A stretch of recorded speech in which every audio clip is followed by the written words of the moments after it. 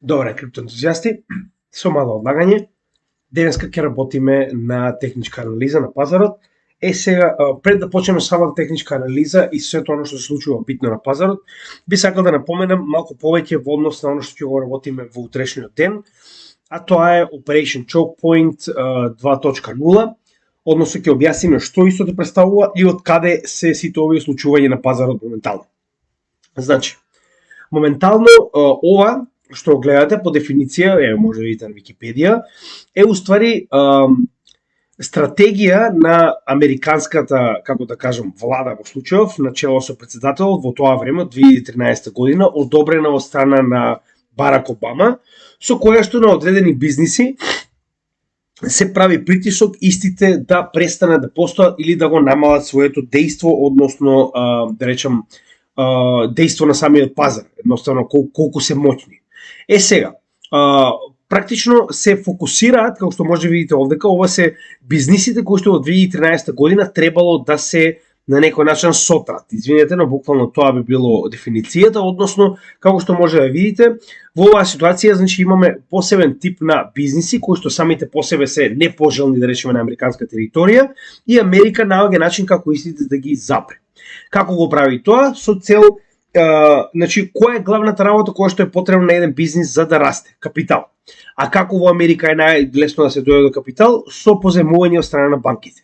Со тоа што моментално се запираат практично сите потенцијални услуги кои што може банката да ги даде на овие бизниси, како што може да видите овдека има, значи, нели, продажба на амуниција, продажба на оружје, гледате овдека ескорт сервиси, порнографија, лотарија. Значи, идејата е фактички сите овие бизниси кои што се штетни за самата држава, според нив, нели, тоа е нивна одлука, да се на некој начин принудат да не можат да имаат толку големо или влијание на пазарот, или пак да престанат да постојат. Со тоа што малку повеќе утре ќе објасниме за тоа како моментално го прават на пазарот и истото што моментално го прават на самата крипто индустрија. Значи, затоа и моменталната операција која што се проведува од страна на значи, самиот СЕК, како и други институции како што е DOJ, односно Department of Justice во Америка, е уствари само втора ваква операција која што претходно, така речено успешно, е спроведена од 2013-2017 година, кога Трамп истата ја прекина. Односно, со ваквата акција се труди владата да ги прекине сите можни врски кои што ги имаат овие индустрии со банките. Значи, прво како од платежен аспект, така од потенцијално финансирање кое што би можело да дојде од самите банки. Така да во оваа ситуација, значи, станува збор за организирана акција која што моментално американската влада ја прави против крипто секторот, што нема да им успее, знаеме сите, ова не е ниту прва влада, ниту пак прв обид, но како и да е, како и секогаш они ќе се обидат и нивна работа е да не успеат. Значи, тоа е на некој начин главната ситуација која што моментално се случува. Утре ќе поразговараме о детали што точно се случува и како моментално го предизвикуваат оваа стагнација на пазарот, да речеме. Но денеска имаме многу повеќе работи, ќе поразговараме за техничка анализа на пазарот, за на некој начин припрема што очекуваме од следната практично следниот состанок на Федералната резерва, но само на кратко сакам да ви објаснам што уствари е главната причина поради која што моментално се наоѓаме во оваа ситуација, односно СЕК и тој Жабоко, тоа не е мутек на него, значи он не го измисли ова. Ова е само координирана акција која што и претходно била користена за ваков тип на бизниси, кога сакале да ги едноставно елиминираат од пазарот. Истото се случува и сега. Како го прават тоа ќе објасниме утре, со тоа што има уште многу поинтересна работа која што исто ќе обработиме утре. Не само што се обидуваат да го запне, значи фактички они не се обидуваат да го запрат. Они се обидуваат да го забават криптото со цел да најдат начин како истото или да го регулираат или да го контролираат. За жал, ваквиот начин е најден и утре ќе ви го образложам точно. Значи ова е на некој начин потврдено од многу од оние кои што јас ги следам на пазаров, кои што има на некој начин дури многу повеќе ресурси и информации од мене, но ќе ви објаснам како моментално американската влада има доста добар план кој што очигледно работи и функционира во оваа ситуација, да дојде до момент да има еден клучен аспект од целата криптосфера кој што е без истиот, едноставно криптосферата не би можела да функционира. Затоа ќе поразговараме утре, значи овде ќе престанам и сега моментално ќе се посветиме малку повеќе на техничката анализа. Сега. Прва и битна работа за која што треба да поразговараме е припремата за следниот состанок на Федералната резерва, затоа што истиот ќе биде од исклучиво значење. Зошто го велиме тоа? Значи, прво да видиме кога е истиот, значи следниот состанок на Федералната резерва ќе биде од 21 до 22 март. Значи, се уште имаме 20 дена до истиот, но битно е да се напомене дека ваквиот состанок доаѓа. Сега, мораме да видиме кои се промените од претходните состаноци и зошто, например, сега би очекувале поинаков резултат. Значи, оние кои што го следат и мојот канал и самиот пазар, знаат дека претходната, значи имаме два извештаи кои што се битни за тоа како понатаму ќе се однесува Федералната резерва. Колку и да тоа срамно и жално, за жал главната трговија на криптовалутите, посебно на биткоин, се одвива во долар. А се додека еден механизам, односно една институција има практично целосна контрола врз принтањето на долари, значи секогаш ќе имате на некој начин фактор во оваа институција за тоа каква е незината политика во целиот свет во однос на тоа како нели ќе се однесува понатаму доларот, а противвредност на доларот нели во случајов е биткоин, она што ние го тргуваме. Така да поради оваа причина мораме постојано да следиме што ваквата институција ќе направи. За жал тоа е реалноста и сега за сега мораме да ја прифатиме како таква.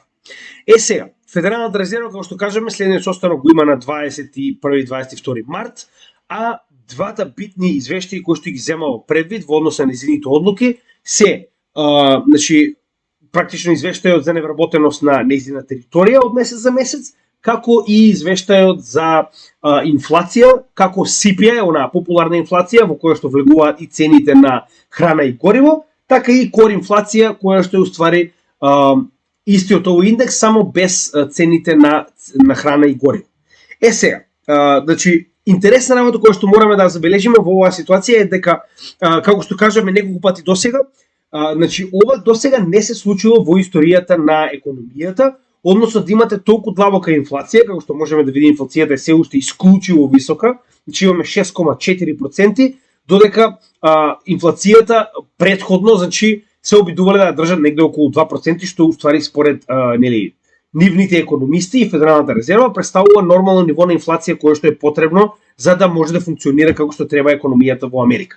Сега, проблемот во целата оваа ситуација е тоа што на ваква висока инфлација вие имате исклучиво низок степен на невработеност. Дали ова вистина или не знам. Значи има еден многу интересен канал, ако сакате да научите малку повеќе за економија, се нарекува Heresy, само ме сакав да го најдам, значи Heresy Financial. Ова е еден од оние подобри канали кои што јас лично сум ги нашол, кои што на вистина, значи човекот кој што го води е економист, но е еден од оние стварно добри економисти кои што прави постојани анализи на пазарот како што се случуваат во моментот. Добрата работа за овој канал е тоа што истиот не се фокусира на продажба, не се фокусира на ништо од ваков тип на да се обиде нели трговија или слично, туку се обидува, значи едноставно да ги покаже и да ги образложи случувањата на пазарот преку она што моментално го гледа од како реагираат, да речеме, институциите во Америка и во светот. Сега, Heresy Financial, значи имаше една многу интересна теорија за тоа како ја одржуваат невработеноста на волку ниско ниво. Односно, според значи теоријата која што имаше нели овој лик на каналот, практично моменталната невработеност е на волку ниско ниво во Америка само заради тоа што ова не се реални вработувања, туку ова се вработувања од времен карактер, односно оние part-time workers. Со тоа што ваквите part-time workers во оваа ситуација фактички се уште се сметаат за легално вработени лица, нормално, значи легално мора да ги пријавите, но истите се бројат во оваа статистика и затоа моментално имаме толку висока стапка, толку ниска стапка на невработеност. Ова можеби ќе го објасни делумно феноменот затоа што досега едноставно непоимливо е да имате волку висока инфлација која што по правило би ги исплашила сите компании, нормално, значи затоа имате волку висока компанија, вие фактички се обидувате да ги намалите вашите активности на пазарот, затоа што со волку висока инфлација едноставно имате многу поголема загуба од самата работа, затоа и не е нормално да имате проширување на вашиот бизнис. Значи, проширување на вашиот бизнис во време на инфлација може да доведе само до повисока инфлација. И затоа моментално Федералната резерва се обидува да внесе болка на пазарот, да ги намали потрошувањето, значи како тип на компании кои што се обидуваат да се прошират, така од тип на луѓе кои што внесуваат, да речем, средства во ризични добра како хартија од вредност, криптовалути и слично. Идејата од целата оваа ситуација е да се направи болка на пазарот во која што ќе ги натера луѓето да стагнираат, односно да престанат да трошат, да бидат малку повеќе склони кон штедење. На тој начин се намалува инфлација. Значи тоа е на некој начин единствениот начин досега што активно успеале да го најдат за намалување на инфлација. Тоа е моментално оно што го прави Федералната резерва преку rate hikes. Сега, проблемот е што вака ниска инфлација, значи и понатаму и дава одврзани раци на Федералната резерва да продолжи со rate hike. Зошто го велам тоа? Значи дури во моментот кога ќе почне да се дига овој процент на невработеност на територијата на Америка, конечно Федералната резерва на некој начин ќе има врзани раце да не може веќе да дига rate hikes. Сега каде е овдека проблемот? Проблемот е што претходниот индекс за инфлација CPI кој што го добивме беше на практично ова е само да видам момент. Значи дегде на почетокот на февруари оној индекс кој што го добивме е 6,4 моментално. Сега ќе направиме кратка споредба и ќе го споредиме истото со кор инфлацијата, како што рековме, која што исто така доста битна во оваа ситуација со цел да можеме да утврдиме. Значи вака се. Се додека кор инфлацијата паѓа со значителни чекори, како што е 6,6, 6,3, 6, 5,7, така? Значи тоа е 0,3 за кор инфлацијата е сосема солиден процент на паѓање и на тој начин значи и Федералната резерва веќе нема причина да продолжи со rate hikes, односно да продолжи со рестриктирање на економијата. Но во последниот месец, значи во јануари, од декември до јануари, инфлацијата паднала само за 0,1%, како на кор, така и на 6,5 до 6,4 на CPI инфлацијата. Сега, во оваа ситуација, значи сега веќе можеме да очекуваме сосема поинаква политика на Федералната резерва. Зошто го велиме тоа? Значи Федералната резерва на последниот состанок практично на пресконференцијата изјави дека 5% ќе биде на некој начин на максимална rate hike, да речем процент кој што го очекува, со цел да дојде до таа висина и да запре овде и да ја задржи оваа rate hike, да речем процент по кој што фактички ги позајмува средствата на пазарот, назад на банките и на правни физички лица, на 5% и на тој начин фактички да го задржи доволно време со цел да направи доволно рестриктирање на економијата и да ја забави и за да тој начин да падне и самата инфлација. Сега, стравот на пазарот моментално е дека доколку имаме само волку мал пад од 0,1%, оно што моментално можеме да го видиме и на самиот чарт, значи луѓето очекуваат дека можеби ќе се забави инфлацијата затоа што едноставно самата економија пребрзо се олабави и очекуваат дека веднаш ќе трене нагоре и ќе го добиеме ова. Значи ова е најголемиот страв моментално на Федералната резерва и на економијата. Тоа е ситуацијата од 70-тите до 80-тите во кој што имавме, значи јас не сум бил за да кажам, но имале фактички скок, имале званичен, значи голем пад на инфлацијата, за истиот да се практично ова се вика entrenched inflation, односно истиот да се врати повторно нагоре затоа што пребргу запрале со rate hikes и пребргу ја олабавиле економијата. Така да ова е стравот дека моментално може да се случи истото сценарио во кое што ќе забави самата инфлација пред да почне да се движи повторно во нагорен правец. Поради ова, затоа што значи самата Федерална резерва изјави неколку пати досега дека е спремна да претера со rate hikes само за да ја намали инфлацијата, па дури ако треба нели да втурне економијата во рецесија, подобро отколку да олабави предвреме и да се повтори ова сценарио. Така да, поради ваквите изјави на самата Федерална резерва, мораме да го земеме ово предвид. Односно, на следниот состанок, кога ќе дојде 21-22 март, мораме да видиме како истото ќе изреагира. До сега, значи на самиот investing.com, како и секоја што се сеќавате, го следиме ова како анкета, тоа како мислат луѓето нели во однос на тоа што би можело да се случи во следниот состанок. Значи, моменталната стапка е 4,75. Со сите стапки кои што беа ставени во текот на 2022 година и последната во 2023 година, сме на 4,75%. Тоа е стапка по која што Федералната резерва практично по оваа каматна стапка она позајмува на комерцијалните банки ново испринтани средства, како и сите оние кои што претходно се должени од страна на овие комерцијални банки, се сега моментално на стапка од 4,75 по која што треба да бидат вратени назад.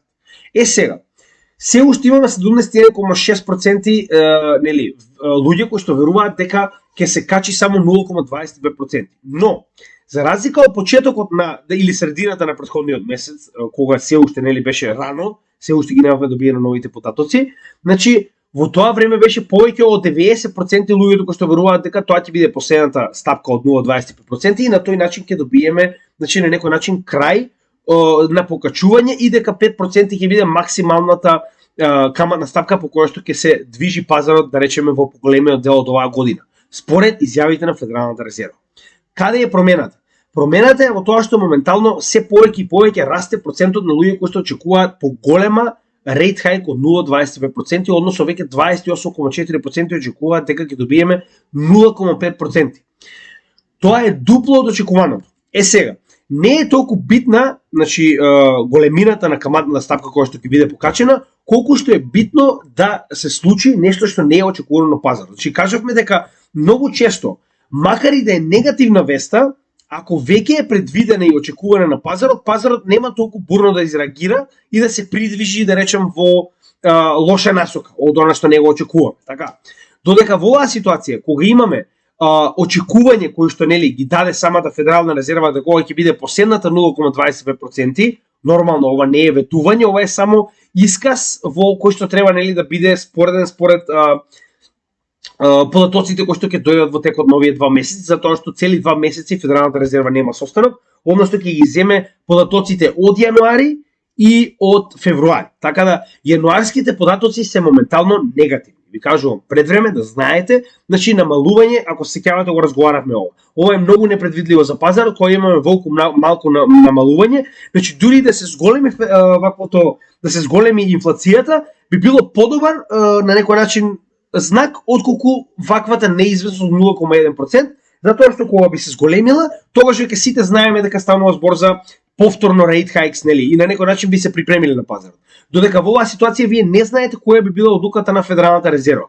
Иако јас мислам дека ќе биде негативна, поради тоа што, како што кажав, они веќе го најавија тоа дека побитно им е да ја намалат инфлацијата, макар и да втурнат економијата во рецесија, отколку да не го направат тоа и потоа нели да се дигне повторно инфлацијата нагоре. Додека во ситуацијата со employment situation, ова им дава одврзани раци, уште еднаш ќе напоменеме зашто, затоа што ваков низок степен на инфлација нема видено, значи Америка е, може да видите, последен пат тоа било во 1970 година, кога имала толку низок степен на инфлација. Сега, на инфлација, на невработеност, извинувам. Сега, зошто е тоа, значи они дури можеби го манипулираат овој податок поради тоа. Значи можеби и на тој начин со оваквите part-time вработувања го манипулираат овој податок со цел да си дадат себе си слобода да можат да продолжат и понатаму со rate hikes. Како и да е. Значи, ако продолжи понатаму ваквиот пазар со предвидени rate hikes, како што е 0,25%, тогаш не верувам дека ќе имаме големи проблеми на пазарот. Но доколку по некоја случајност се оствари ова, значи 0,5%, верувам дека тоа негативно ќе се одрази на пазарот, а тоа е на, како што кажаме, крајот на овој месец. Како ќе знаеме? Значи ќе знаеме во однос на податоците кои ќе ги добиеме во овој месец. Односно, тоа е вторите стапки како на невработеност, односно тоа е стапката за невработеност за февруари, ќе ја добиеме на 10 март, така и стапката за CPI и core инфлација, која што ќе добиеме на 14 март. Значи 10 и 14 март во овие два датуми ќе имаме многу појасна слика за тоа што би очекувале на следниот состанок на Федералната резерва, но нормално мораме да се припремиме, мораме да знаеме што очекуваме, зашто е тоа така, затоа што досега многу пати сме разговарале дека кога веќе ни се познати овие податоци, значи самиот пазар веќе работи на тоа да го на некој начин она што ќе се случи на самиот состанок да веќе го вметне, да го врачуна во самата вредност на цените на пазарот. Зошто го велам тоа? Значи кога би добиле ние јасни, на пример, зошто сега ќе ви објаснам точно зашто уствари сакам да кажам. Замислете дека на пример на 14 март или на 10 март првенствено нормално добиеме некоја нормална стапка на невработеност, да речеме истата е 3,5. Така, нема голема промена, нема некоја нагло покачување на невработеноста, додека пример инфлацијата ни покажува дека ова било само еден месец и сега на пример од 6,4 паѓа на 6. Како и кор инфлацијата од моментални 5,6 паѓа на 5,3. Така. Значи во оваа ситуација јасно е дека Федералната резерва поради еден месец нема нормално да смени целата политика, туку ќе го смета ова како аномалија на пазарот поради одредени причини и едноставно ќе продолжи со она што веќе го ветила. Односно, ако стави 0,25%, тоа би била последната ставка која што ќе ја стави и ќе нели каже дека на пример планира да ја задржи 5% и тоа би било добро за пазарот. Зошто е тоа така? Затоа што значи веќе пазарот знае што ќе се случи. И затоа на пример е многу поедноставно, луѓето ќе изгубат страв кога би виделе дека имаме и понатамошно паѓање на инфлацијата, а невработеноста на пример останала на соодветно ниво. Така да сакам да кажам, тоа е она што мораме да го земаме секогаш во предвид.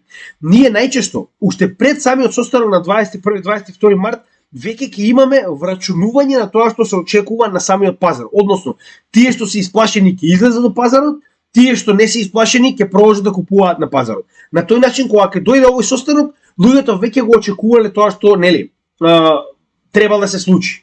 Така да тоа е многу битна работа и уште еднаш ќе напоменам, ќе следиме и понатаму, но нормално моравме да образложиме што понатаму очекуваме од самиот пазар. Сега, она што постојано го кажуваме е дека ваквите одлуки на Федералната резерва директно делуваат на доларот.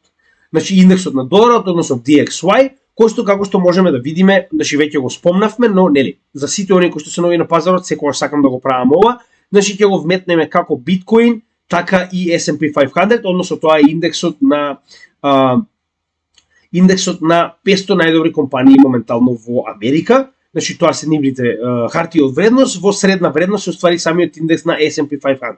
Сега, она што треба да го забележиме е дека во моментот кога вредноста на долариот индекс почна да паѓа, оформивме дно како на DXY, како на биткоин, така и на S&P 500, односно на овој индекс на 500 најдобри компании во Америка. Односно можеме да видиме дека во моментот кога цената на доларот почна да паѓа, имаме раст како на овој индекс, така и на цената на биткоин. Значи тоа е она обратна корелација која што нас ни е битна и затоа толку будно го следиме Фед и неговата политика. Затоа што кога имате магичен принтер на пари кој што во секое време може да го движи индексот на DXY во една или во друга насока, нормално дека мора да обрнете внимание на истиот кога вас ви е главна противтежа на трговијата на криптопазар. Сега, како што кажавме и претходно, значи ова беше сосема очекуван потек од DXY, односно овие два врва кои што претходно се уствари дното на биткоин и на DXY индексите.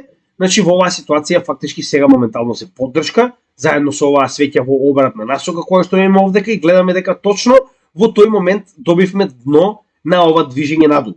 Со тоа што моментално гледаме дека на месечно ниво се уште ова движење не е на некој начин завршено, односно гледаме дека имаме на некој начин ресетирање на RSI и сток RSI.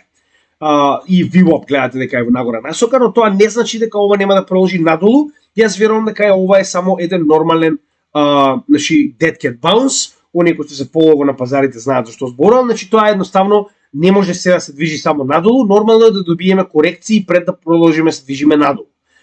Значи тоа е она што на некој начин ги ресетира, да речам, самите индикатори пред да продолжиме нагоре.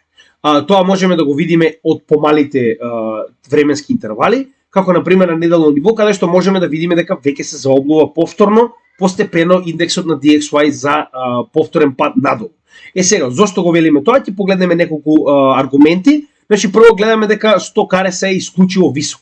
Значи, истиот е 84,5, што е исклучиво висок за неделно ниво. Нормално дека веќе е прекупен, значи добри 15 поени прекупен.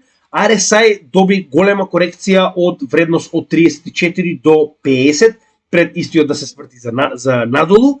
Потоа гледаме дека VWAP како и бранот на влез на средства се во надолна линија, односно VWAP веќе се коригираше, додека зелениот бран ни покажува дека имаме одлив од средствата во доларната вредност и гледаме дека во оваа ситуација, значи ова беше устварена длабока корекција која што добивме на MACD, која што конечно се коригираше надолу. Се уште немаме заоблување на сигналната и базичната линија, но верувам дека наскоро ќе се случи. Од друга страна, зошто ова се случува? Значи, ако се сеќавате, ова многу пати го разговаравме, значи ова ниво кое што гледаме овдека, оваа бела линија, потекнува уште од далечната 1999 година, а тоа е еден од овие врвови во една од најголемите на некој начин вредности кои што некогаш DXY ја добил и гледаме дека истото тоа ниво моментално представува пречка за движење на цената на DXY нагоре, со тоа што во оваа ситуација дојдовме многу блиску до дабл топ, односно дупол врв кој што јас очекував дека ќе се случи, односно очекував дека точно ова поле на некој начин ќе биде моментот каде што очекував дека до таму ќе добиеме значи дабл топ формација и очекував дека на тој начин овдека ќе добиеме крај на овој dead cat bounce пред да се придвижиме надолу. Се уште не сме го добили, но очигледно гледаме дека изгледа дека ваквата корекција се повеќе и повеќе изгледа како завршена, иако не можеме да знаеме. Ја мислам дека главниот момент кога ќе знаеме дали оваа корекција е завршена ќе биде уствари 21-22 значи март. Зошто го велам тоа? Затоа што, како што кажаме, тоа е состанокот на Федералната резерва, каде што сите овие податоци кои што ги добиеме и во текот на овој месец, на 10 февруари и 14 февруари, ќе дадат резултат во однос на која ќе биде следната на некој начин одлука на Федералната резерва и како истото ќе се практично како истото ќе се одрази на овој индекс.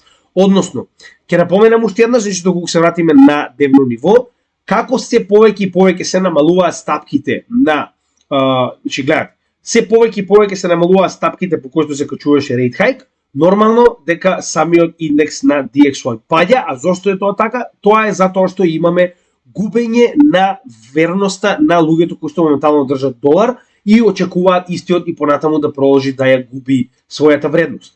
Овдека можеме и подобро да видиме, ако се сеќавате, ова беше онаа поле на редистрибуција која што го обележавме овдека, која што гледаме дека и во истата ситуација практично представува пречка за движење на DXY нагоре.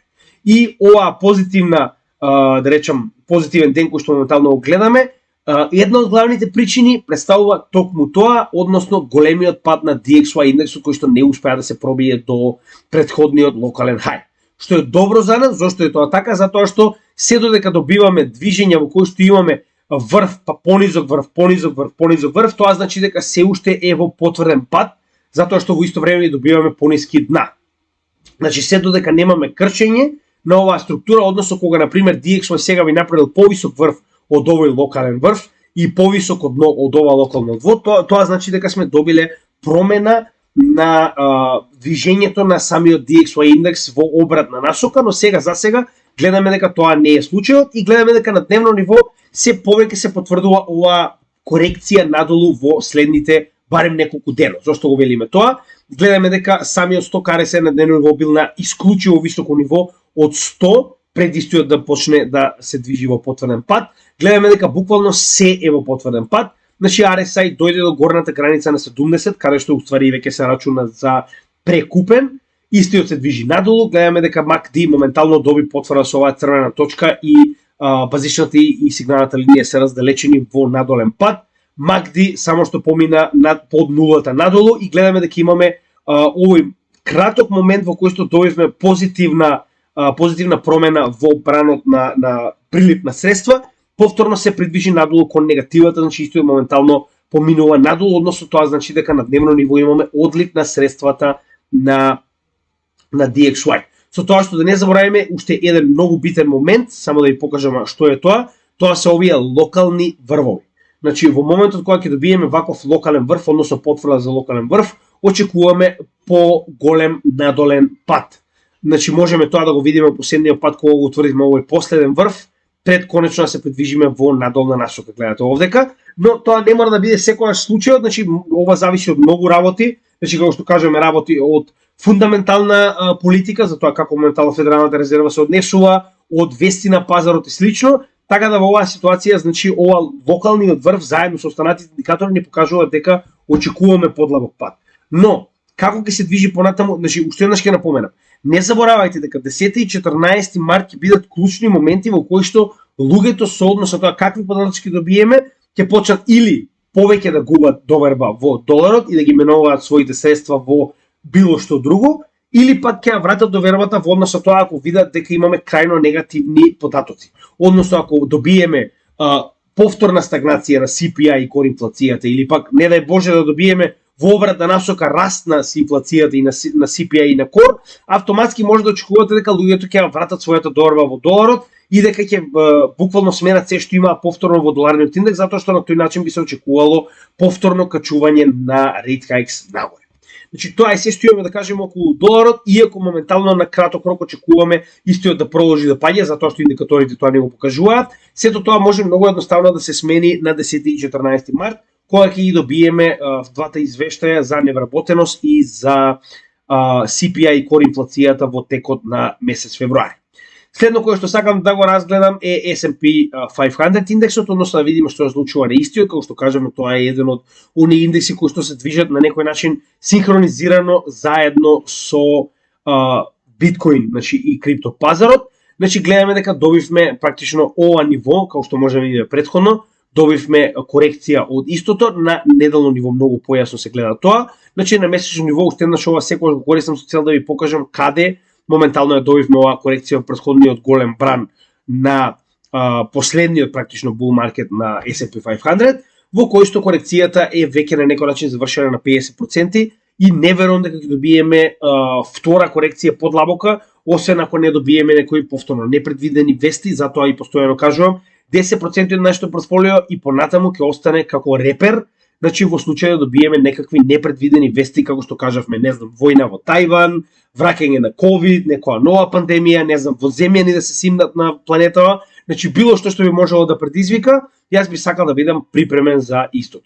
Сега, на неделно ниво можеме да видиме многу појасно дека моментално ваквиот бран, оваа корекција и излез надвор од овој канал, кој што претходно беше практично целиот bear market во овој сегмент, значи е уствари на некој начин потврда дека значи изгледа според сето тоа што можеме да го видиме на техничката анализа дека bear маркетот за S&P 500 е завршен. Дури и не би ми сметало да добиеме и корекција до горната граница на овој канал, со цел да добиеме, нели, кога ќе го пробиете или некој ниво или некоја, да речем, граница, како што е горната граница на овој канал, секогаш е добро да добиете и успешен ритест на ваквата граница, која што во моментов би бил показател дека имаме солидна основа за придвижување нагоре. Исто така гледаме дека ова поле кое што претходно беше отпор и поддршка во многу ситуации, би бил исто така на некој начин добар дел за ритест на цената, односно вредноста на овој индекс, со цел да добиеме уште појако движење на ваквиот индекс нагоре.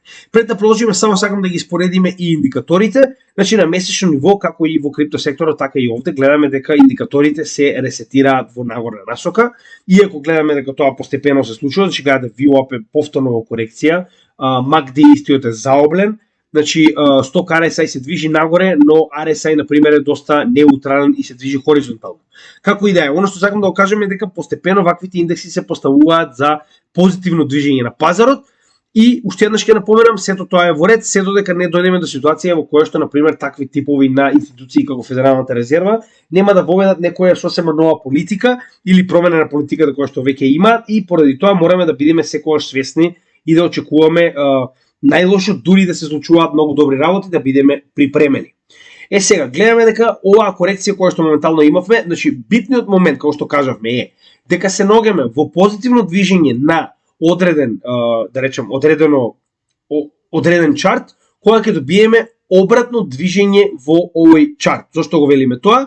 Значи, битно е да добиеме врв кој што е повисок од претходниот врв, и дно кое што е повисоко од претходното дно, за да ни покаже дека сме го скршиле овој тренд на надолно движење на ваквата графа, ваквиот чарт, така да ова моментално го добив. Сега работата е да видиме колку ваквото движење нагоре ќе продолжи, се додека, значи уште еднаш ќе напоменам. Гледано од макро аспект во оваа година, значи самиот ФЕД веќе напомена дека до крајот на годината очекува да ја релаксира економијата и можеби повторно да почне со намалување на rate hikes во обратна насока. Но тоа не можеме да бидеме сигурни се додека не видиме дека се случува. Во меѓувреме и понатаму може да добиеме на некој начин овие зигзаг неодлучни движења на пазарот, дури и во целата, да речем, првата половина од оваа година, поради тоа што се уште политиката на Федералната резерва не одлучила во која насока ќе се движи.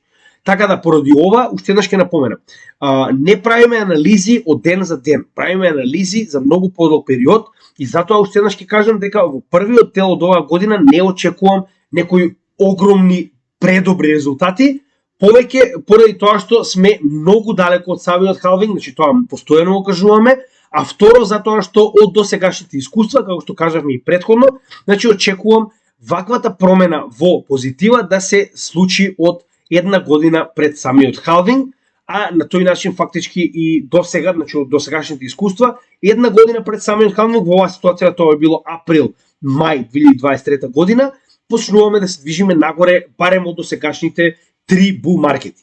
Така да поради оваа причина, уште еднаш ќе напоменам, се уште е рано, верувам дека можеме да добиеме и подлабока корекција, затоа што се зависи од политиката на Федералната резерва, која што моментално ја следиме. Така да и во оваа ситуација, ако погледнеме на дневна анализа, можеме да видиме дека корекцијата е прилично на некој начин комплетирана на 50%, иако доколку дојде до 60%, 61,8%, односно golden ratio, последното движење на S&P 500 индексот нагоре, би била практично и корекцијата која што очекуваме за ритест на горната граница на овој канал и целосно рестартирање на самите индикатори. Зошто го велам тоа? Значи, првенствено ќе добиеме комплетно ресетирање на сток RSI и RSI, како и MACD, иако добие, например, уште подлабока корекција надолу, тоа ќе биде добро затоа што ќе има уште поголема сила за потенцијално движење нагоре. Затоа корекциите се многу добра работа. Јас постојано го кажувам тоа, без корекции едноставно не можеме да очекуваме постојано движење на чартот нагоре. Ако тоа се случува, тоа значи дека нешто е сериозно не во ред со таквиот чарт. Верувајте ми, значи тоа е нешто што треба навистина да ве плаши кога ќе видите движење на чартот само во една насока. Сега, и овдека можеме да видиме дека имаме солидно коригирање на сток RSI од 93 на 50, а RSI од 57 на 50, така да на некој начин во оваа ситуација сме во неутрални води. Иако моментално VWAP и MACD ни покажуваат движење надолу, како и одлив на средствата од S&P 500, тоа е само моменталната политика, оваа choke point 2.0, која што не е само за криптосекторот, туку и за други одредени, да речем, бизниси, кои што се непожелни за моменталната влада. Така да имајте го тоа предвид, ова операција не е исклучиво за крипто, ова е операција која што има широк аспект, како што тоа го гледавме во претходната 2013-2017 година, кога имаме многу голем број на различни бизниси кои што не се никако поврзани еден со друг, кои што едноставно се непожелни и американската влада со гладување од финансиски средства се обидува да ги запре, односно да ги уништи. Така да за тоа ќе поразговараме, како што кажавме утре, се надевам дека ќе имам време, дури ако биде во подоцнешните часови, ќе го добиете видеото кое што ви го ветив. Но е многу битно. Тоа е S&P 500, гледаме дека се уште сме во надолна корекција и гледаме дека оваа свеќа која што моментално е единствената црвена во ова движење нагоре, се уште представува солидна потпора на индексот моментално, на неговото паѓање, заедно со на некој начин оваа претходната корекција која што се уште мислиме дека не е комплетирана, но нормално ќе мораме истата да ја избришеме затоа што сме во потврден пат, но доколку оваа направиме да биде видлива и на неделно ниво, многу по-добро ќе можеме да видиме што се случува на неделно ниво, односно гледаме дека, гледате, на 50% во исто време и оваа свеќа која што пружа поддршка на цената на S&P 500 индексот. Истата ситуација е секоја што Nasdaq, значи истиот е на некој начин како што може да видите практично копија на S&P 500, иако ова е електронска берза во Америка, но секогаш ги имам двете за да чисто да видите дека корелацијата на овие индекси заедно со биткоин е доста видлива и е добро, гледате сами, значи освен овој дел како што кажаме каде што имаме пат поради FTX кој што не е дел од традиционалните пазари, гледаме дека моментално имаме буквално исто движење на овие два индекса, значи на биткоин и на Nasdaq, истото е, верувајте ми, со S&P 500, но е добро да ги анализираме затоа што некогаш она што не ни јасно на биткоин можеме да го најдеме на овие чартови. Значи, верувајте ми, некогаш знае тоа многу да помогне.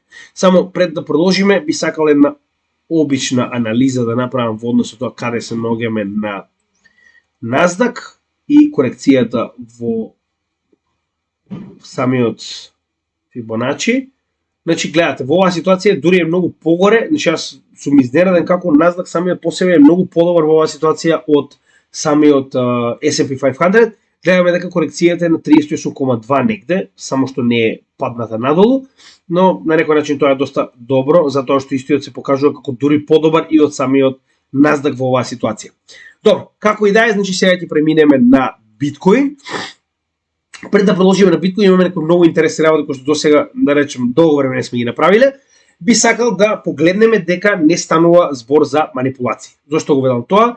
Во последните 4 дена во кои што се уште имаме пад на биткоин на некој начин цената, значи гледаме дека имаме потврден пад во неколку дена, гледаме дека немаме големи ликвидации. Значи рековме секогаш кога ќе добиеме ваков тип на ликвидации како во овој ден кога имаме 254 милиона ликвидирани лонг позиции или овдека 500 милиона ликвидирани шорт позиции, тогаш веќе станува збор за манипулација на пазарот во која што некој се обидува да ги исчисти леверидж позициите и на тој начин да добие движење на цената во една или во друга насока.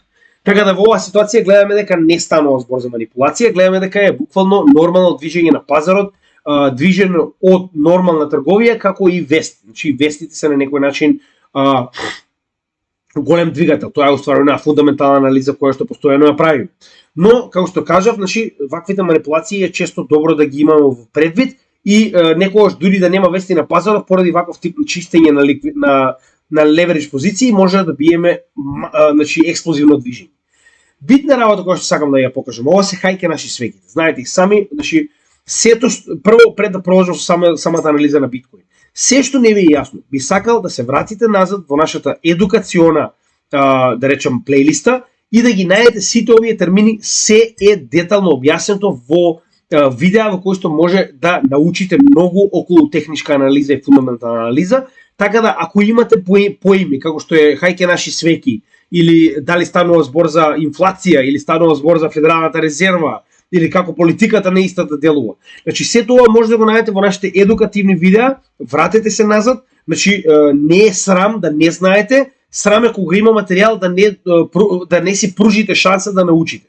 Така да, значи јас не можам да ги објаснувам овие поеми секое видео, затоа уште еднаш ќе напоменам, значи се што не ви јасно може да го најдете во нашите видеа претходно, а во меѓувреме нормално следете го нашето видео, така да кога не ви јасно запрете, погледнете што е хајке наши и какви истите да речам пример во оваа ситуација што истото значи за чартот, па потоа вратете се со цел да ви биде многу појасно она што го зборува.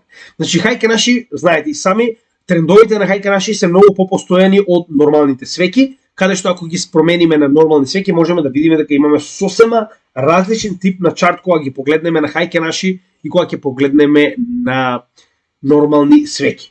Со тоа што е битно во оваа ситуација, се сеќавате, значи многу пати го напоменуваме, моментот кога ќе добиеме свеќа во која што имаме многу помало тело од сенките на едната и на другата страна, значи добиваме промена на трендот на една или на друга насока. Така да и во оваа ситуација, значи овдека добивме промена на трендот конечно на месечно ниво, затоа што промена на трендот на месечно ниво значи и промена на бул или беар. Гледаме дека тоа со исклучок на оваа ситуација што уствари е ковид моментот, значи гледаме дека тоа најчесто е уствари и ситуацијата во претходните делови од чартот на биткоин, само на кратко ќе го образложиме. Значи моментот кога го имаме промена на беар во бул, на хајке наши е многу повидлива за разлика од нормалните свеки. И во оваа ситуација, значи тоа веќе го добивме, иако тоа не значи дека ќе добиеме исклучиво движење на цената само нагоре во следниот бул маркет, но е добар показател дека дното е позади нас и дека на месечно ниво веќе имаме неколку свети кои што покажуваат дека имаме стабилно движење на вредноста и на цената на биткоин нагоре. И како што кажавме, најчесто кога ќе добиеме ваков пресврт, истиот трае многу долго, посебно на месечно ниво. Значи истото ќе го погледнеме на кратко и на неделно ниво, чисто за да видите моментално што се случува, а потоа ќе се вратиме на нормална анализа. Дури и хајке наши свеките многу по-добро ни го покажуваат овој тренд. Значи ако промениме моментално на нормални свеки, многу по-нејасно е. Така, додека за разлика од тоа погледнете, че каде е каналот, гледате сега што се случува на хајке наши свеките. Гледате овој канал по дефиниција, че горната и долната страна на овој канал во секое време е испочитувана. Дури и оваа тренд линија гледаме дека е испочитувано кој што се наоѓа внатре во самиот канал.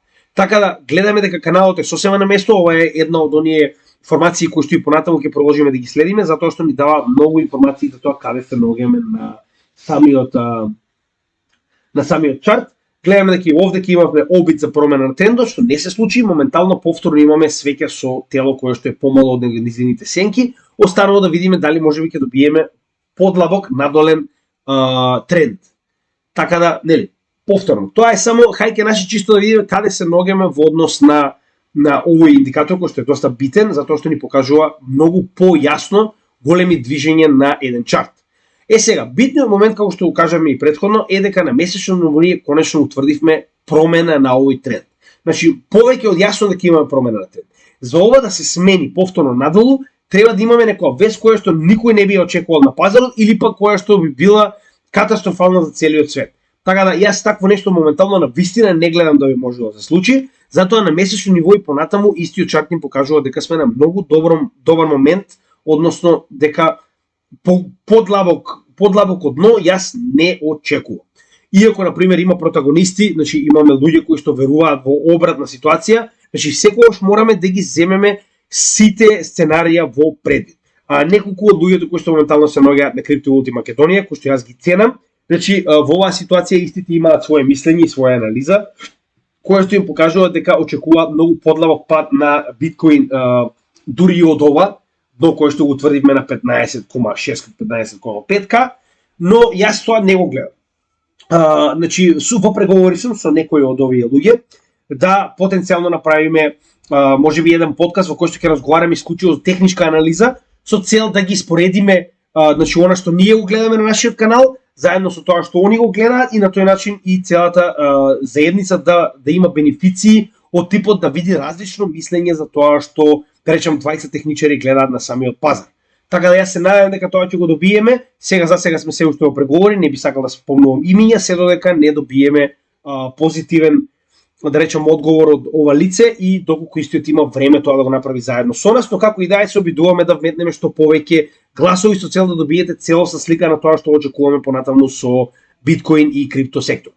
На неделно ниво гледаме дека се уште не се доволно ресетирани самите индикатори, односно овој претходен скок гледаме дека 100 RSI се наоѓа на 204. Значи тоа е премногу високо. RSI се наоѓа на вредност со 57.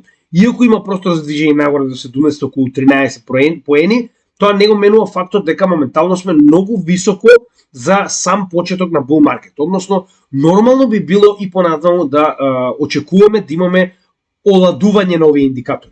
Значи, гледате дека моментално немаме пат, туку имаме на некој начин неутрализирање на истите. Значи, гледате дека како моментално VWAP не се движи надолу, туку се движи практично хоризонтално. Истата ситуација и со MACD, истата ситуација со RSI, истата ситуација со 100 RSI.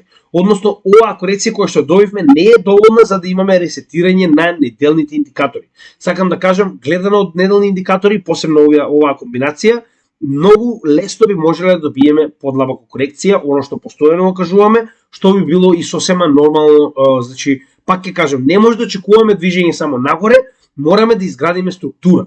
Значи, истото кажано од неколку луѓе кои што моментално работат заедно со мене на Криптовалути Македонија со своји анализи, ако се движите само нагоре, вие немате структура од која што би можеле да направите потенцијално движење нагоре повторно.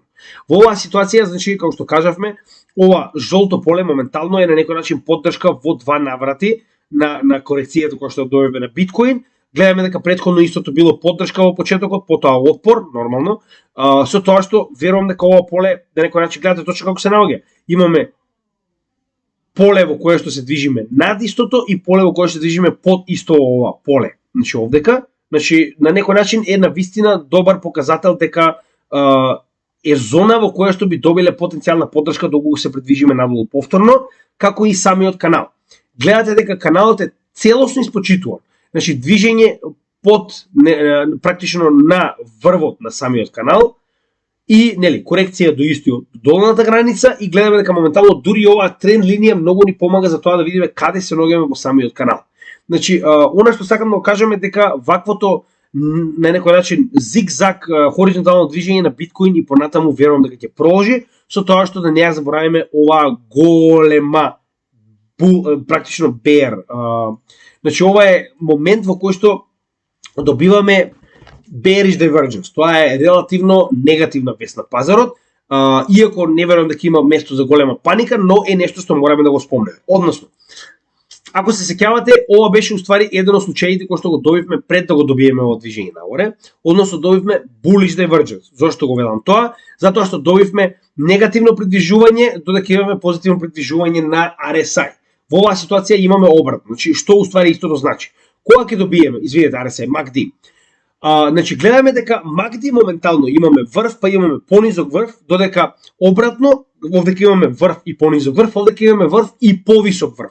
Тоа значи дека моментално значи силата која што ја има, односно куповната моќ на луѓето кои што се наоѓаат на пазарот е намалена и истата, како што можеме да видиме според MACD, очекува да имаме подлабока корекција на цената на биткоин. Ова е што ни кажува техничката анализа. Дали тоа ќе се случи останува да видиме со оглед на фактот дека има и доста позитивни вести покрај тоа што го имаме овој choke point 2.0 кој што моментално се обидува да ја намали и забави адаптацијата на крипто.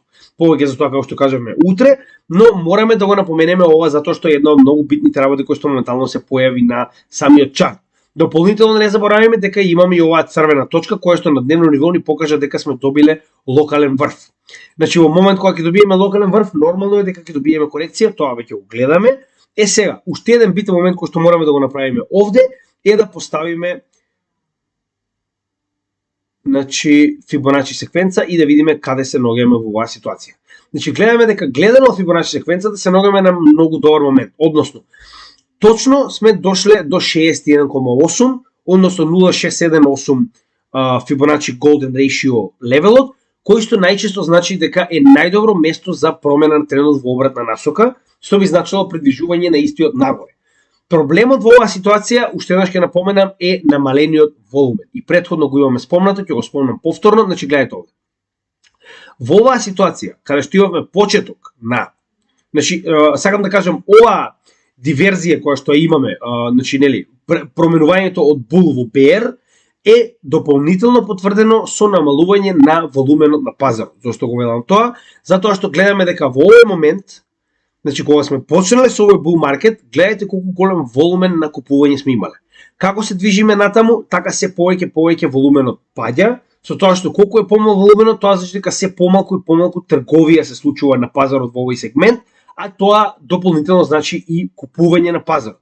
Така да, гледам дека се повеќе се намалува волуменот и гледам дека имаме ова bear divergence, која што моментално ја гледаме, значи bear диверзија, која што ја гледаме како потенцијална ситуација која што може да се случи. Односно да добиеме подлабоко коригирање на цената на биткоин надолу, иако моменталната ситуација од овој дел од чартот ни покажува дека сме на golden ratio.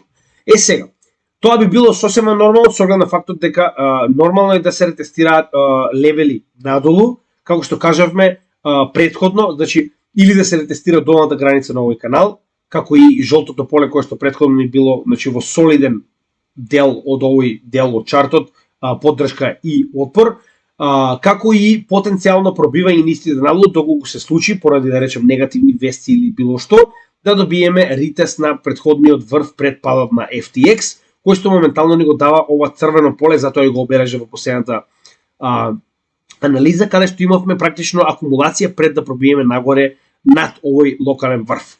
Дали тоа ќе се случи останува да видиме, затоа што колку што можеме да видиме на дневно ниво, значи и самите индикатори се доста рестартирани. Значи гледаме дека добар ресет, значи MACD само што не поминал на позитива, VWAP само што не поминал нагоре, над нулата. Значи гледаме дека имаме заоблување на RSI и сток RSI и RSI во нагорна линија. Тоа не значи дека нема да се случи подлабока корекција, затоа што ваквиот тип на некој начин на диверзии е потребно време за истиот да се реализира. Значи зошто го велиме тоа? Еве прост пример. Гледате овде дека во овој сегмент имаме таков тип на диверзија на пазарот. Каде? Имаме дно и повисоко дно на MACD, додека имаме врв и понизок врв на цената на биткоин, што довело до ова bullish divergence, односно bull диверзија, нагоре до горната граница на овој канал. Значи, само да ви покажам како тоа изгледа. Значи, многу често се случува ваквите диверзии да е потребно време за да се случат. Зошто го велам тоа? Значи, гледате колку време било потребно за истата конечно да дојде до овој врв. Значи, од незиното започнување на 27 септември до незиното завршување на 5 ноември. Значи, потребиле 2 месеци на дневно ниво за оваа диверзија да земе практично, да биде целосно реализирана. Истата ситуација имаме и овде, значи гледате, bullish divergence. Имаме дно, повисоко дно, во оваа ситуација, значи гледате колку време било потребно за истата да се заврши.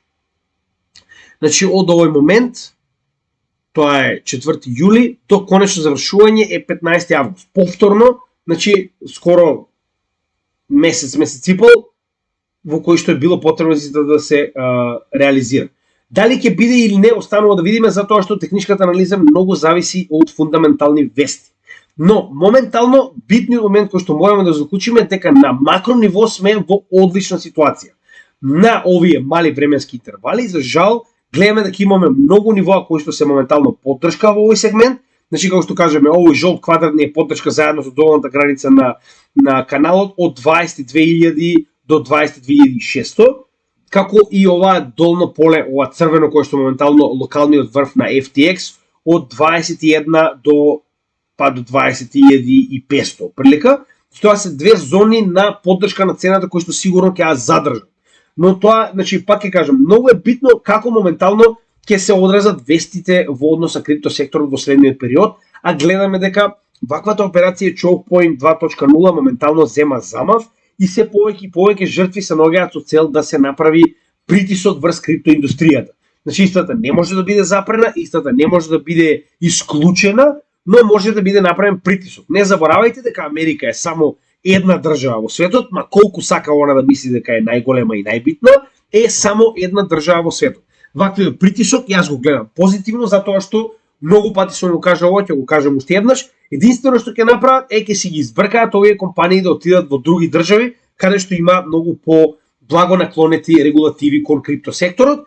Тоа беше прост пример и со самите мајнери. Односно, Кина направи бан на мајнинг, што се случи? Не престанаа да работат, значи они целите мајнинг фарми ги пренесоа во Америка, Тексас, во Казахстан, во било каде и продолжија да работат. Моментално Кина направи само мајмун од самата себе си, затоа што направи бан на крипто, направи бан на мајнинг, значи Кина поседуваше 60% од хеш рейтот на биткоин и сега моментално поседува 4% и на тој начин буквално направи крипто самоубиство во овој сектор, така да тоа е одлично затоа што тоа е добро за нас, станува збор за децентрализација и расширување на мајнерите низ целиот свет за да не можат да бидат подлежни на притисоци од една влада. Тоа е многу добро, така да и ова Choke Point 2.0 може само да им се удари на американците од глава со тоа што ќе си ги избркаат компаниите кои што веќе работат во овој сектор. Од каде доаѓа оваа корекција? Неколку пати до сега разговаравме, значи тоа многу поедноставно можеме да го видиме кога би разгледале, значи пак за оние кои што се нови на каналот, значи ова е дното после првиот пат на Terra Luna колапсот, кој што моментално во два наврата се обидуваме да го ретестираме. Тоа е во првиот наврат во летото 2022 година, 16 август, а вториот е сега моментално на 16 февруари. Така да на некој начин добивме дабл топ формација, која што на некој начин би продолжила и понатаму со уште една корекција. Зошто го велам тоа? Значи во оваа ситуација дабл топ формација на што ви личи вас? Значи сега ќе направиме една многу интересна. Значи што јас би очекувал доколку добиеме подлабока корекција. Затоа и реков, значи не е крај на светот, туку ова едноставно може да биде формирање на една многу поголема формација која што може да ни даде многу побитно да речем гледање на она каде се наоѓаме. Значи гледајте овде. Ова е првото рамо. Ова би било главата, а потенцијална корекција затоа што добивме моментално втора, значи затоа што добивме моментално дабл топ формација, би било и регуларно второто рамо на оваа формација, односно head and shoulders формација.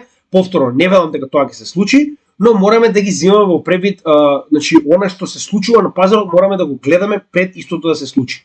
Затоа и како што можеме да видиме, логично би било ако добиеме подлага формација да дојдеме до формирање на ваков тип на второ рамо, кое што ќе ни ја даде оваа head and shoulders формација која што моментално ја гледаме со оваа права овдека на која што моментално се формира.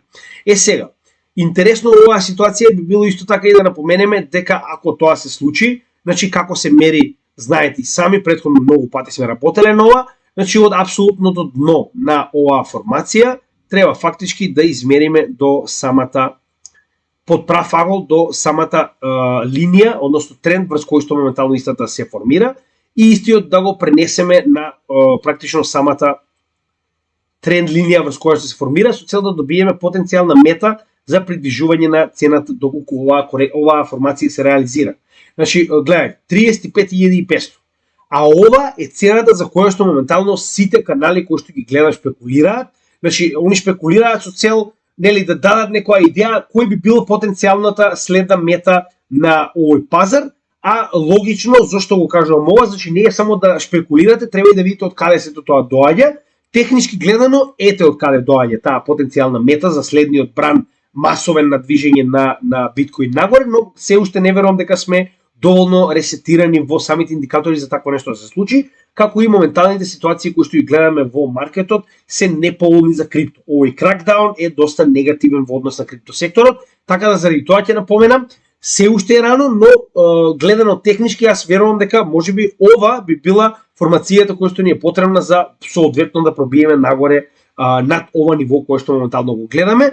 Сега, да погледнеме кои се другите моменти кои што исто така ни потврдуваат за потенцијална ваква корекција.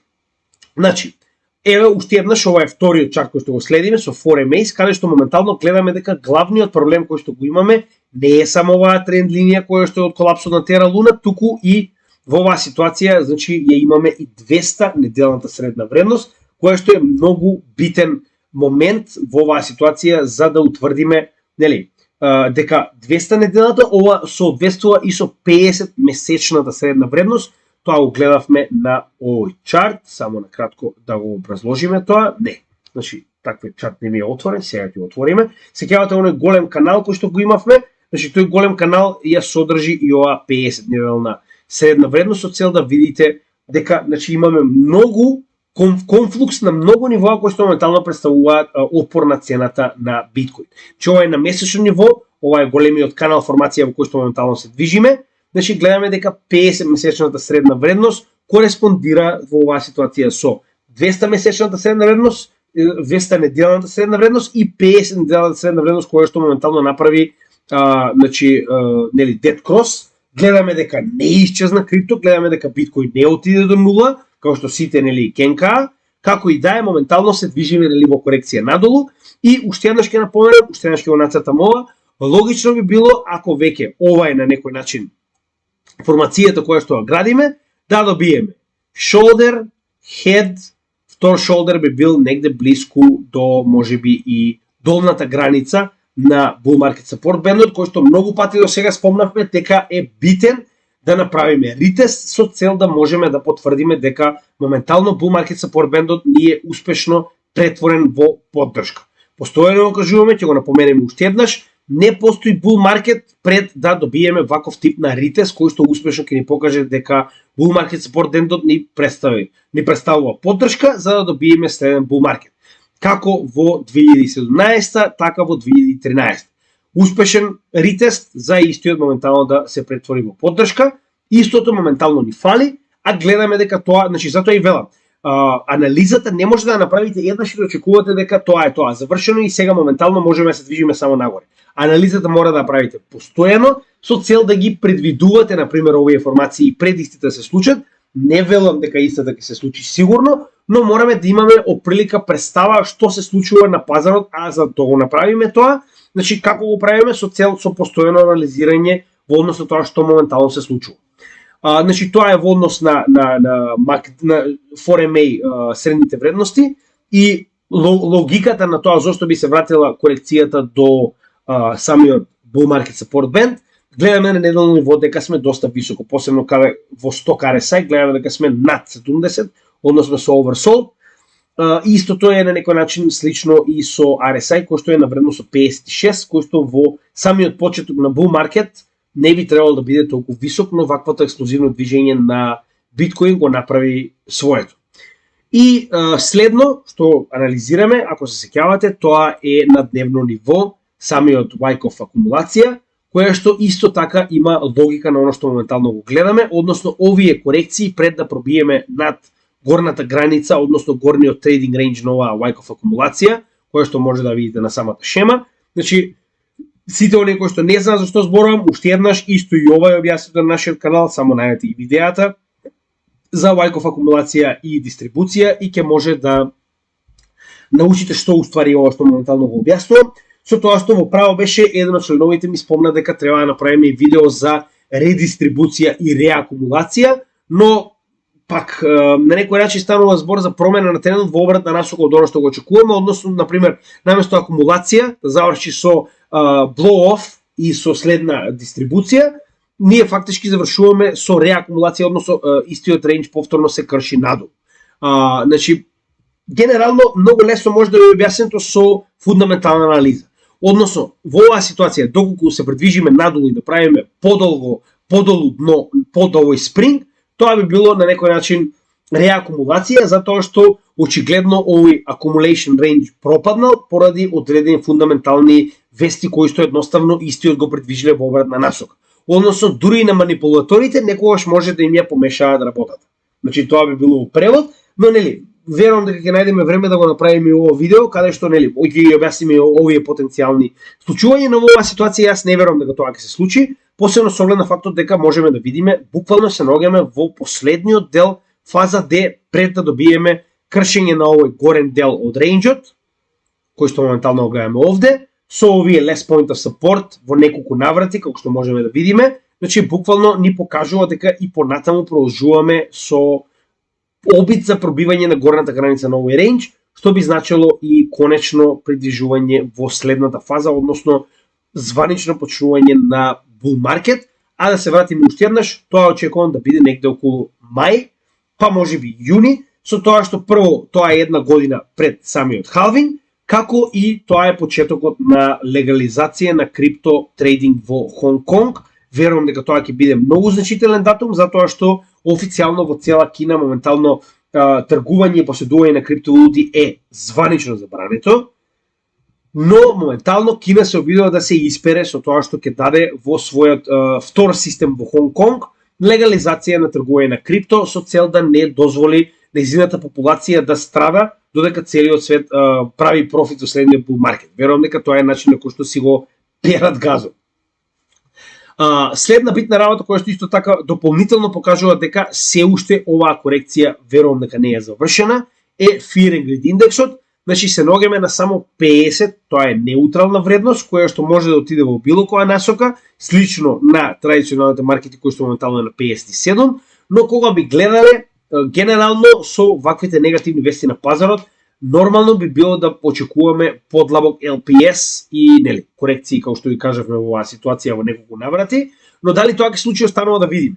Јас затоа и постојано кажувам. Значи, битниот дел, посебно за нас како инвеститори, е ваквите корекции да ги искористуваме. Односно, во оваа корекција, сеќавате, купивме буквално на долниот дел од оваа корекција пред да добиеме памп. Овдека, кога направивме корекција, повторно купивме кога ги на некој начин надградивме нашите ISO 20022 портфолија со цел припрема за оно што би можело да се случи моментално со почетокот на март, кој што моментално гледаме дека се уште нема голема промена, но тоа не можеме да знаеме дали ќе случи веднаш или не, затоа мораме да си дадеме шанса и да видиме како ќе се одрази тоа на ваквите коини и токени. Секако ова се коини и токени кои што нели по природен пат ќе добијат профит во следниот bull market, но во секој случај ние не сакаме да пропустиме потенцијален профит со тоа што не би финансирале во истите со почетокот на ISO 20022, нема да разговараме повеќе за тоа, имате соодветно видео, погледнете го, ќе ви стане јасно. Како и да е, Fear and Greed индекс исто така ни покажува дека сме неутрални на пазарот и дека подлабока корекција е сосема нормална, со оглед на фактот дека ние Fear and Greed индекс имавме и вредност од практично 3 во претходниот, во дното на bear маркетот, така да нели имаме простор за движење надолу.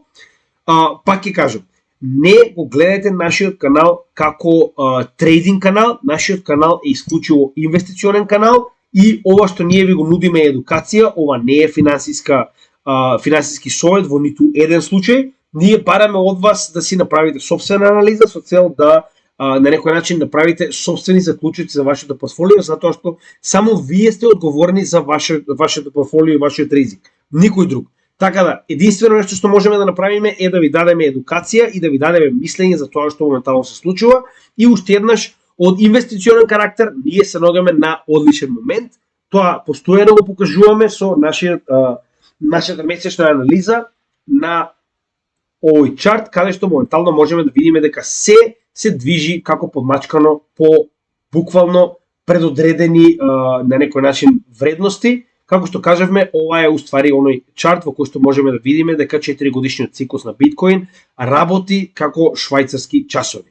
Гледате и сами, значи без никаков промашај, 47-48 месеци помеѓу дно, 47-48 месеци помеѓу врвови, затоа што значи буквално 4 годишниот циклус е целосно запазен, со тоа што 35 затоа што ги рачунаме од самото дно. Значи затоа и се 35. Ги рачунаме од самото дно, затоа што нели мораме да имаме соодветно броење во оваа ситуација, да видиме колку отприлика ни се потребни за bull, колку ни се потребни за bear, и најчесто досега во 3 наврати имаме 3 години bear, тоест извинете, 3 години bull и 1 година bear. 3 години bull, 1 година bear. Сега за сега тоа е комплетно докажано со тоа што моментално треба да влеземе во следниот bull, а овдека многу појасно гледаме тој сегмент како што кажавме 1 година пред самиот халвинг се придвижуваме нагоре. Освен овде каде што имавме нели ковид, но и овдека гледате 1 година пред самиот bull се придвижуваме исклучиво нагоре, така да во оваа ситуација ако не почне нуклеарна војна, не гледам причина зошто не би добиле